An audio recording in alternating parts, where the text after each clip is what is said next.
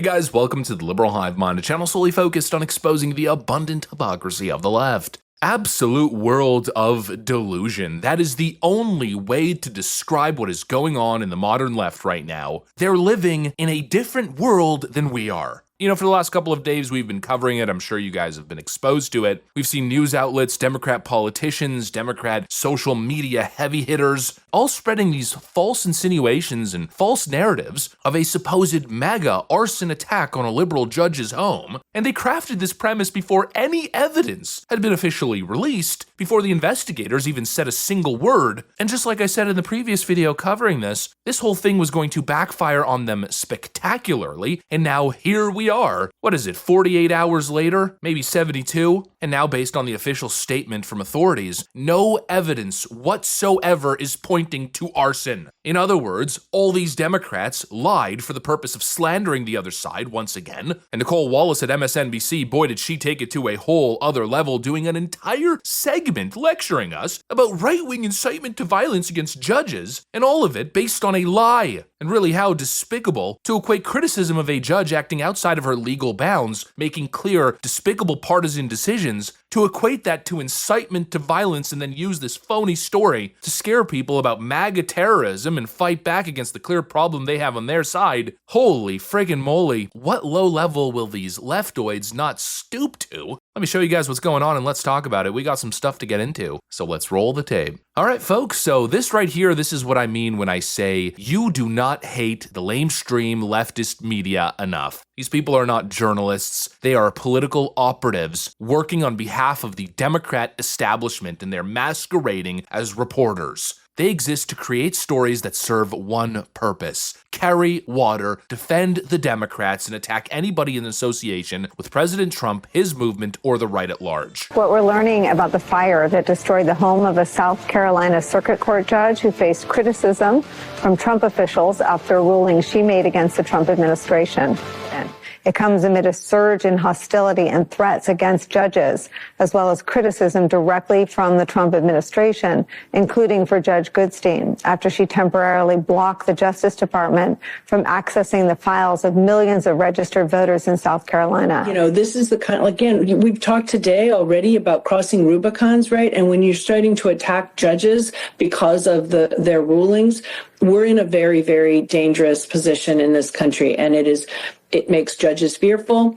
It makes prosecutors fearful, as we know. It makes others in positions where they could be criticized by Donald Trump fearful. And he needs to know the power of his voice and how people respond to that. We've been saying this for years, Nicole, but if this is what this turns out to be, some sort of politically motivated act of domestic terrorism, the importance and significance of the things that Donald Trump says about a person will be demonstrated in this instance. Absolutely disgusting. And it's doubly dishonest. She's lying about the arson attack, or at least heavily insinuating that it was a MAGA attack, and then also lying about what Stephen Miller and other Republicans have been doing and saying. Again, criticizing a judge for making blatantly partisan, activist decisions is not incitement to violence. It's freedom of speech, freedom to criticize. It's called an opinion. And it's funny because once again, they're doing the same thing. Remember, they spent years and years and years talking about MAGA incitement to violence and rhetoric leading to real-world violence, except none of Donald Trump's rhetoric ever led to real-world violence. Meanwhile, that's exactly what's happening on their side, but they don't open their mouths even once to identify the clear incitement to violence happening on their side. And of course, now that there's no evidence of arson, now that the truth has come out, do you expect these people to issue corrections, retractions, apologies to the public for lying to millions of people? No, of course not. They're going to move on as if nothing ever happened, because this is the strategy. They're crafting an alternative reality that low information, partisan Democrat voters live in. It's not just about this one story. It's about this world that they have created. It's about how the left is living in this carefully crafted, complete alternate reality. Actually, I got a poll that's really going to put that into clear perspective. Look at this. We all know what happened with the Charlie Kirk assassin. Yet despite all the information that's now spread online, despite the clear evidence pointing in one direction, only 10% of Democrats believe that the shooter held left-wing beliefs, while 33% still believe that he was a right-winger, despite the fact that the shooter himself basically admitted that he did it on behalf of left-wing causes. These people are not confused. They're ideologically conditioned with with fake news, with propaganda, with these lies. These people have been brainwashed by years of Nicole Wallace-style fake news. And now we have a giant portion of the population, millions upon millions, tens of millions of people who can no longer process reality. If it doesn't fit their narrative, they can't do it. Their brains have been broken. This is what happens when every single institution, from universities to social media to cable news networks, work tirelessly overtime to fill your brain with propaganda. And at one point, you become a patient, and the idea of losing trust in institutions, the idea of stepping back and leaving this left-wing cult of information, or rather of bad information, misinformation, well, it becomes too daunting. People don't want to remove the veil, I guess. They don't want to shatter their worldview. And so instead, we get delusion and cope.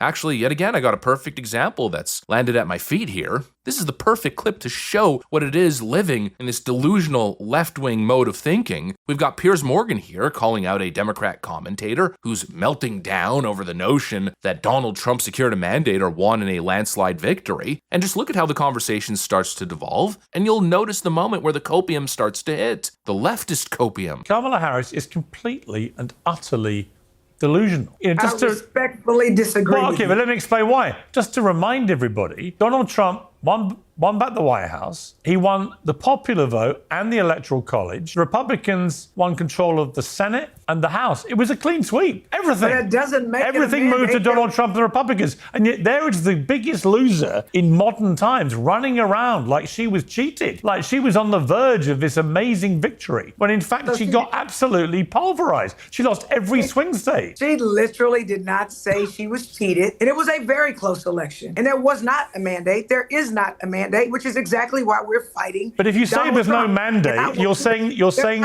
what else could Donald Trump have won before you concede he has a mandate to be president? So first of all, no, a mandate to shove stuff down Americans' throats like he's doing, that was not done. He was elected president of the United States. I don't disagree with that, unfortunately. That's the mandate.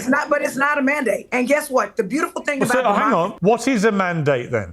To you? To me, a mandate is when you win by a lot. By a lot. There's a whole bunch of votes separating you. There were not. But that's not what a mandate is in a democratic society. Donald Trump is notorious. That is fake news. A mandate in politics is whether you win or lose an election. And Donald Trump won emphatically. I don't disagree. He won by every metric he could possibly have won. He won every swing state. He won the popular and electoral college vote. He won the House. He won the Senate. He won the White House. There was nothing left to win. It was literally the widest mandate imaginable.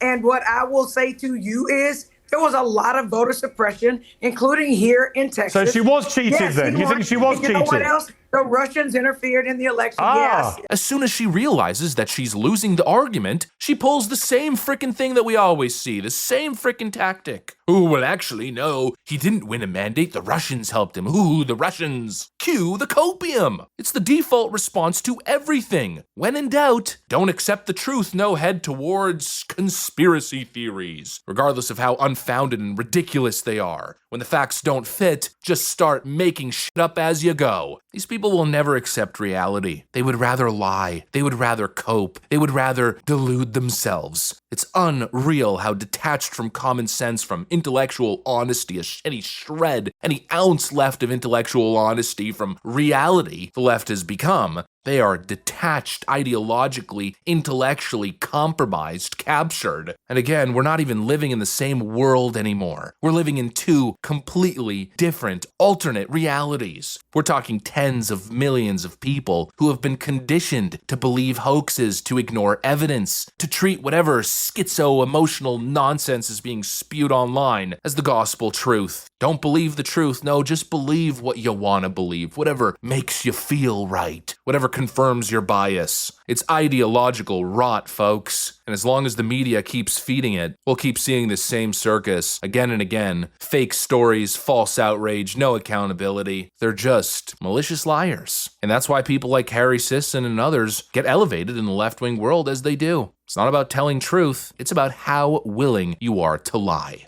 Anyways, that's what I got for you guys. Thanks for watching, and I'll see you on the next one.